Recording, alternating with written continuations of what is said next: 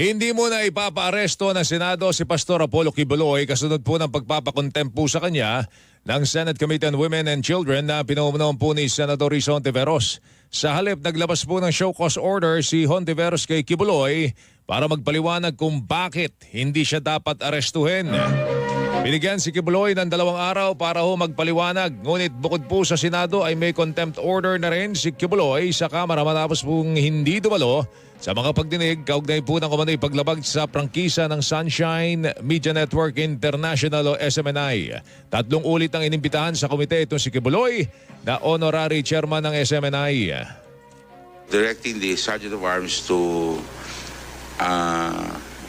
bring Pastor Quiboloy to the House premises is hereby approved.